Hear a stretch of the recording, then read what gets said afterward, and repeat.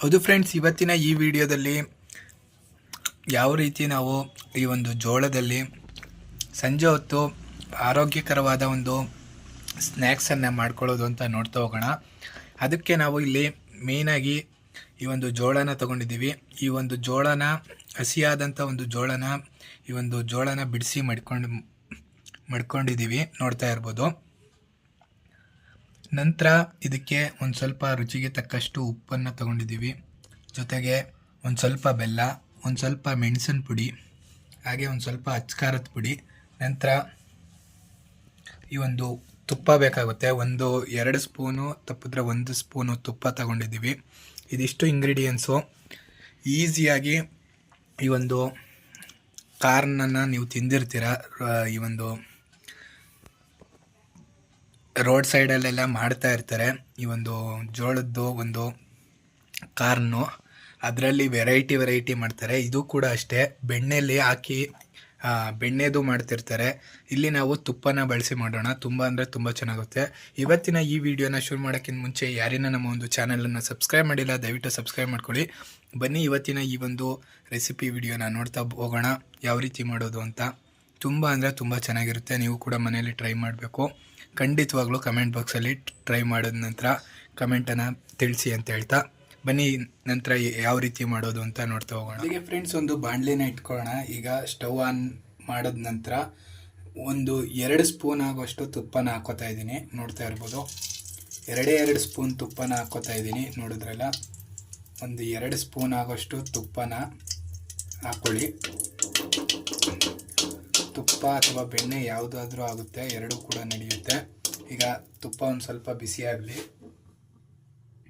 ಬಿಸಿ ಆಗ್ತಿದೆ ತುಪ್ಪ, ನೀವು ನೋಡ್ತಾ ಇರ್ಬೋದು. ಈಗ ತುಪ್ಪ ಬಿಸಿ ಆದ ನಂತರ ಏನೊಂದು ಜೋಳ ತಗೊಂಡಿದ್ದೀವಿ ಇದನ್ನು ಕೂಡ ಹಾಕೋತಾ ಇದ್ದೀನಿ, ನೋಡ್ತಾ ಇರ್ಬೋದು. ಇದನ್ನು ಹಾಕೊಂಡ ನಂತರ ಇದನ್ನು ನೀಟಾಗಿ ನಾವು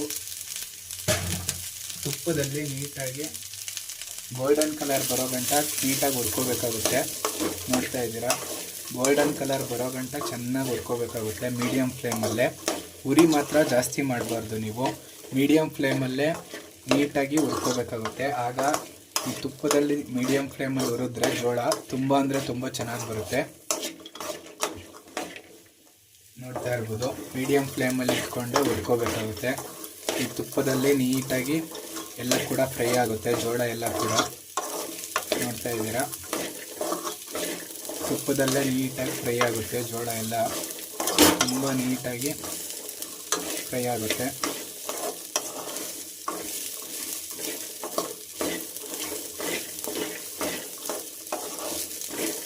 ಇದೇ ರೀತಿ ಒಂದು ಗೋಲ್ಡನ್ ಕಲರ್ ಬರೋ ಗಂಟ 5 ರಿಂದ 10 ನಿಮಿಷ ಹುರ್ಕೋಬೇಕಾಗುತ್ತೆ. ಮೀಡಿಯಮ್ ಫ್ಲೇಮಲ್ಲೇ ಉರಿ ಜಾಸ್ತಿ ಮಾಡ್ಕೊಬೇಡಿ, ಯಾಕಂದರೆ ಸೀದೋಗುತ್ತೆ. ಆದ್ದರಿಂದ ನೋಡ್ತಾ ಇರ್ಬೋದು ಫ್ರೆಂಡ್ಸ್, ಈಗ ಕಲರು ಕೂಡ ಚೇಂಜ್ ಆಗ್ತಾ ಇದೆ, ನೋಡ್ತಾ ಇರ್ಬೋದು. ಇಲ್ಲಿ ಗೋಲ್ಡನ್ ಕಲರ್ ಬರ್ತಾ ಇದೆ, ಇನ್ನೊಂದು ಸ್ವಲ್ಪ ಬರೋ ಗಂಟ ಹುರ್ಕೋಬೇಕಾಗುತ್ತೆ.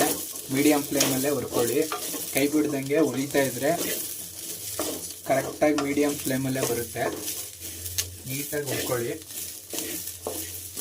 ನೋಡ್ತಾ ಇದ್ದೀರಾ. ಕೈ ಬಿಡ್ದಂಗೆ ಮೀಡಿಯಮ್ ಫ್ಲೇಮಲ್ಲೇ ಹುರ್ಕೋಬೇಕಾಗುತ್ತೆ, ನೋಡ್ತಾ ಇದ್ದೀರಾ. ಈ ರೀತಿ ಕೈ ಬಿಡ್ದಂಗೆ ಮೀಡಿಯಮ್ ಫ್ಲೇಮಲ್ಲಿ ನೀಟಾಗಿ ಹುರ್ಕೋತಾ ಹೋಗಿ.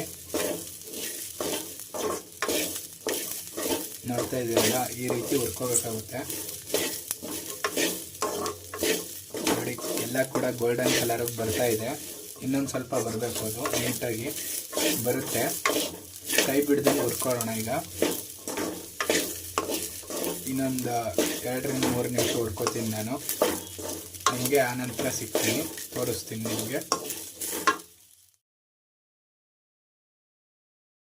ನೋಡ್ತಾ ಇರ್ಬೋದು ಫ್ರೆಂಡ್ಸ್, ಈಗ ಈ ರೀತಿ ನೀಟಾಗಿ ಎಲ್ಲವೂ ಕೂಡ ಗೋಲ್ಡನ್ ಕಲರ್ಗೆ ಫ್ರೈ ಆಗಿದೆ. ಈ ರೀತಿ ಗೋಲ್ಡನ್ ಕಲರ್ಗೆ ಫ್ರೈ ಆದರೆ ಸಾಕಾಗುತ್ತೆ. ನೋಡ್ತಾ ಇರ್ಬೋದು, ಈ ರೀತಿ ಗೋಲ್ಡನ್ ಕಲರ್ ಬಂತು ಅಂತಂದರೆ ನೀವೇ ನೋಡ್ತಾ ಇರ್ಬೋದು. ಈ ರೀತಿ ಗೋಲ್ಡನ್ ಕಲರ್ ಬಂತು ಅಂದರೆ ಸಾಕಾಗುತ್ತೆ, ನೋಡ್ತಾ ಇದ್ದೀರಾ. ಈ ರೀತಿ ಗೋಲ್ಡನ್ ಕಲರ್ ಬಂದ ನಂತರ ಇದಕ್ಕೆ ಇನ್ನೂ ಈ ಒಂದು ಖಾರ ಮಸಾಲೆ ಎಲ್ಲವೂ ಕೂಡ ಹಾಕಬೇಕು, ನಾನು ಆಗಲೇ ತೋರಿಸ್ದಾಗೆ. ಅದಕ್ಕೆ ಈಗ ಫಸ್ಟು ಇದನ್ನು ಸೈಡಲ್ಲಿ ಎತ್ತಿಟ್ಕೊಂಡು ಇಲ್ಲೊಂದು ಪಾತ್ರೆ ಇಟ್ಕೊಂಡು ಅದಕ್ಕೆ ಬೆಲ್ಲನ ಕರಗಿಸ್ಕೊಳ್ಳೋಣ. ಆನಂತರ ಇದಕ್ಕೆ ಹಾಕ್ಕೊಳ್ಳೋಣ. ನೋಡ್ತಾ ಇರ್ಬೋದು ಫ್ರೆಂಡ್ಸ್, ಈಗ ಬೆಲ್ಲನ ಕರಗಿಸ್ಕೊಳ್ಳೋಕ್ಕೆ ನಾನು ಒಂದು ಚಿಕ್ಕ ಪಾತ್ರೆನ ಇಟ್ಕೊಂಡಿದ್ದೀನಿ. ಅದಕ್ಕೆ ಒಂದು ಸ್ವಲ್ಪ ನೀರನ್ನು ಹಾಕೋತಾ ಇದ್ದೀನಿ. ಒಂಚೂರು ನೀರು ಹಾಕ್ಕೊಂಡು ಅದಕ್ಕೆ ನಾವು ತಗೊಂಡಿರುವಂಥ ಒಂಚೂರು ಬೆಲ್ಲ, ನೀವೇನಾರು ಸ್ವೀಟ್ ಜಾಸ್ತಿ ತಿಂತೀರಾ ಅಂದರೆ ಜಾಸ್ತಿ ಹಾಕ್ಕೊಳ್ಳಿ. ಇದನ್ನು ಒಂದು ಸ್ವಲ್ಪ ಕರಗಿಸ್ಕೋಬೇಕಾಗುತ್ತೆ. ನೀರಲ್ಲಿ ಹಾಕಿ ಕರಗಿಸ್ಕೊಂಡ್ರೆ ನೀಟಾಗಿ ಕರಗುತ್ತೆ. ಒಂದೆರಡು ನಿಮಿಷ ಬಿಟ್ಟರೆ ನೀಟಾಗಿ ಕರಗುತ್ತೆ ಬೆಲ್ಲ ಎಲ್ಲ ಕೂಡ. ಈ ಒಂದು ಬೆಲ್ಲದ ಕರಗಿರುವಂಥ ಸ್ವೀಟ್ ನೀರನ್ನು ಅದಕ್ಕೆ ಹಾಕೊಳ್ಳೋಣ.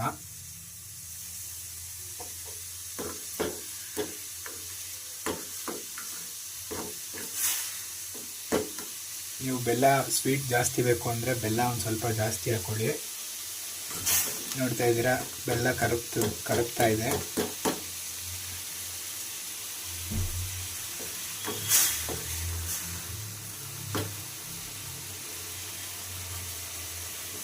ಒಂದು ಸ್ವಲ್ಪ ನೀಟಾಗಿ ಬೆಲ್ಲ ಕರಗಬೇಕು. ನೀಟಾಗಿ ಬೆಲ್ಲ ಒಂದೆರಡು ನಿಮಿಷ ಆದ ನಂತರ ಕರಗುತ್ತೆ. ನೋಡ್ತಾ ಇರ್ಬೋದು ಫ್ರೆಂಡ್ಸ್, ಈಗ ಬೆಲ್ಲ ಎಲ್ಲ ಕೂಡ ಕರಗಿ ನೀರಲ್ಲಿ ಸೇರ್ಕೊಂಡಿದೆ. ಪಾಕದ ರೀತಿ ಆಗಿದೆ. ಬರೀ ಬೆಲ್ಲ ಕರಗಿದ್ರೆ ಸಾಕಾಗುತ್ತೆ. ಈ ನೀರಲ್ಲಿ ಬೆಲ್ಲ ಎಲ್ಲ ಕೂಡ ಕರಗಿದೆ. ಇದೇನಪ್ಪ ಈ ರೀತಿ ಕಾಣಿಸ್ತಾ ಇದೆ ಅಂದರೆ, ಈ ಒಂದು ಸೌಟು ನಾನು ಏನು ಜೋಳ ಹುರ್ಕೊಂಡಿದ್ದೆ ಅದರದ್ದು, ಆ ಒಂದು ಜೋಳದ ಸೌಟಲ್ಲೇ ಇದನ್ನು ಮಾಡಿದ್ದೀನಿ. ಆದ್ದರಿಂದ ಇದು ಈ ರೀತಿ ಕಾಣಿಸ್ತಾ ಇದೆ. ಈಗ ಈ ಒಂದು ಬೆಲ್ಲದ ನೀರನ್ನು ಮಾಮೂಲಿ ಜೋಳದ ಒಂದು ಇದಕ್ಕೆ ಹಾಕೋಣ. ನೋಡ್ತಾ ಇರ್ಬೋದು, ಈಗ ಜೋಳದ ಪಾತ್ರೆ ಪುನಃ ಇಟ್ಕೊಂಡಿದ್ದೀನಿ. ಈಗ ಬೆಲ್ಲದ ನೀರನ್ನು ಇದಕ್ಕೆ ಸೇರಿಸ್ಕೊತಾ ಇದ್ದೀನಿ. ಬೆಲ್ಲದ ನೀರನ್ನು ಸೇರಿಸ್ಕೊಂಡು ಒಂದು 2 ರಿಂದ 3 ನಿಮಿಷ ನೀಟಾಗಿ ಹುರ್ಕೋಬೇಕಾಗುತ್ತೆ. ಬೆಲ್ಲದ ನೀರಲ್ಲೂ ಕೂಡ ಈ ಬೆಲ್ಲದ ನೀರಲ್ಲಿ ನಾವು ಡೈರೆಕ್ಟ್ ಬೆಲ್ಲನ ಹಾಕ್ಬೋದಿತ್ತು. ಬಟ್ ಬೆಲ್ಲದ ನೀರಲ್ಲಿ ಬೆಲ್ಲನ ಕರಗಿಸ್ಬಿಟ್ಟು ಹಾಕೋದ್ರಿಂದ ಜೋಳಕ್ಕೆಲ್ಲ ಕೂಡ ಹಿಡಿಯುತ್ತೆ. ತುಂಬ ಅಂದರೆ ತುಂಬ ಚೆನ್ನಾಗಾಗುತ್ತೆ. ನಿಮಗೆ ಯಾವುದೇ ರೀತಿ ಬಾಯಿಗೆ ಸಿಗೋದಿಲ್ಲ ಆಗ ಬೆಲ್ಲ. ಆದ್ದರಿಂದ ನೀಟಾಗಿ 1 ರಿಂದ 2 ನಿಮಿಷ ನೀಟಾಗಿ ಹುರ್ಕೊಳ್ಳೋಣ ಬೆಲ್ಲದ ನೀರಲ್ಲಿ. ಬೆಲ್ಲದ ನೀರಲ್ಲಿ ಹುರ್ಕೋತಾ ಇದ್ದೀನಿ ನೋಡಿ. ಈಗ ಇದಕ್ಕೆ ಒಂದು ಸ್ವಲ್ಪ ನಾವು ತಗೊಂಡಿರುವಂಥ ಅಚ್ಕಾರದ ಪುಡಿನೂ ಕೂಡ ಹಾಕ್ಕೊಳ್ಳೋಣ. ನಿಮಗೆ ಎಷ್ಟು ಖಾರ ಬೇಕೋ ಅಷ್ಟು ನೋಡ್ಕೊಂಡು ಹಾಕ್ಕೊಳ್ಳಿ. ನಾನಿಲ್ಲಿ ಒಂಚೂರು ಹಾಕ್ಕೊಂಡಿದ್ದೀನಿ ತಗೊಂಡಿರೋದನ್ನ. ನಂತರ ಒಂದು ಮೆಣಸು ಪುಡಿನೂ ಕೂಡ ಹಾಕ್ಕೋತಾ ಇದ್ದೀನಿ. ನಂತರ ರುಚಿಗೆ ತಕ್ಕಷ್ಟು ಉಪ್ಪನ್ನು ಕೂಡ ಹಾಕ್ಕೋತಾ ಇದ್ದೀನಿ. ಉಪ್ಪನ್ನು ಹಾಕ್ಕೊಂಡು ನೀಟಾಗಿ ಮಿಕ್ಸ್ ಮಾಡ್ಕೊತೀನಿ. ನೋಡ್ತಾ ಇರ್ಬೋದು, ನೀಟಾಗಿ ಮಿಕ್ಸ್ ಆಗ್ತಿದೆ ನೋಡಿ. ಎಷ್ಟು ಚೆನ್ನಾಗಿದೆ ಅಂದರೆ ಗಮ್ ಅಂತ ಸ್ಮೆಲ್ ಮಾತ್ರ ಗಮ್ ಅಂತ ಬರ್ತಾ ಇದೆ. ನೋಡ್ತಾ ಇರ್ಬೋದು ನೀವು, ಸ್ಮೆಲ್ ಅಂತೂ ಸೂಪರ್ ಆಗಿದೆ. ಆ ಸ್ಮೆಲ್ಗೆ ಬರ್ತಿರೋವಂಥ ಘಮಕ್ಕೆ ತಿನ್ನಬೇಕು, ಎಲ್ಲ ನಾವೇ ತಿನ್ಕೊಬಿಡ್ಬೇಕು ಅನಿಸುತ್ತೆ, ಅಷ್ಟು ಚೆನ್ನಾಗಿ ಬಂದಿದೆ. ನೋಡ್ತಾ ಇರ್ಬೋದು, ಬೆಲ್ಲನ ಡೈರೆಕ್ಟಾಗಿ ಕುಡಿಯೋದ್ರಿಂದ ಎಲ್ಲ ಕೂಡ ಗಟ್ಟಿ ಉಳ್ಕೊಬಿಡುತ್ತೆ. ಅದರಿಂದ ನೀರಲ್ಲಿ ಕರಗಿಸ್ಬಿಟ್ಟು ಹಾಕ್ಕೊಳ್ಳಿ. ಆಗ ಎಲ್ಲ ಕೂಡ ನೀಟಾಗಿ ಇಟ್ಕೊಳ್ಳುತ್ತೆ. ಬೆಲ್ಲದ ಅಂಶ ಎಲ್ಲ ಕೂಡ ಈ ಜೋಳಕ್ಕೆ ಹಿಡಿಯುತ್ತೆ.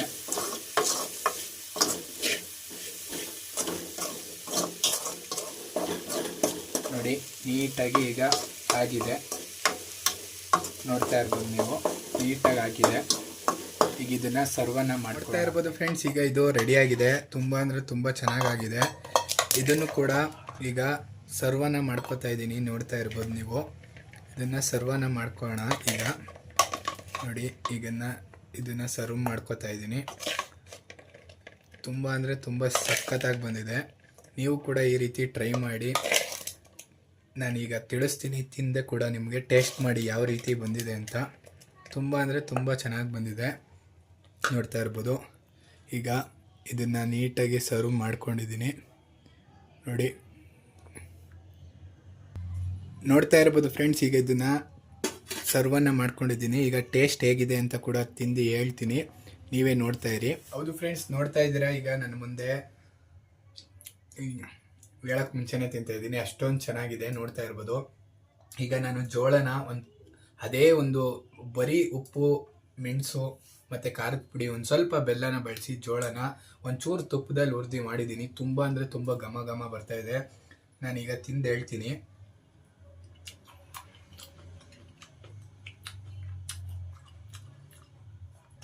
ನೀವು ಫಸ್ಟು ಜೋಳನ ತಿಂತಿದ್ದಂಗೆ ನಿಮಗೆ ಆ ಒಂದು ತುಪ್ಪ ಹಾಕಿರುವಂಥ ಘಮ ಗೊತ್ತಾಗುತ್ತೆ. ನೋಡ್ತಾ ಇರ್ಬೋದು, ತುಪ್ಪದ ಒಂದು ಘಮ ಗೊತ್ತಾಗುತ್ತೆ ನಿಮ್ಗೆ. ತಿಂತಾ ಇದ್ರೆ ತುಪ್ಪದ ಫೀಲ್ ಗೊತ್ತಾಗುತ್ತೆ, ಜೊತೆಗೆ ಸ್ವೀಟಾಗಿ ಆಗುತ್ತೆ.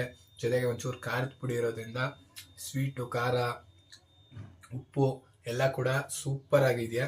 ನೀವು ಕೂಡ ಮನೆಯಲ್ಲಿ ಟ್ರೈ ಮಾಡಿ, ಹೇಗೆ ಬಂತು ಅಂತ ಕಮೆಂಟ್ ಬಾಕ್ಸಲ್ಲಿ ಕಮೆಂಟ್ ಮಾಡಿ ಅಂತ ಹೇಳ್ತಾ, ಯಾರಿನ ನಮ್ಮ ಒಂದು ಕುಕಿಂಗ್ ಕನ್ನಡ ಯೂಟ್ಯೂಬ್ ಚಾನಲನ್ನು ಸಬ್ಸ್ಕ್ರೈಬ್ ಮಾಡಿಲ್ಲ ದಯವಿಟ್ಟು ಸಬ್ಸ್ಕ್ರೈಬ್ ಮಾಡ್ಕೊಳ್ಳಿ ಅಂತ ಹೇಳ್ತಾ, ಸಿಗೋಣ ಇನ್ನೊಂದು ಹೊಸ ವಿಡಿಯೋದ ಜೊತೆ ಫ್ರೆಂಡ್ಸ್.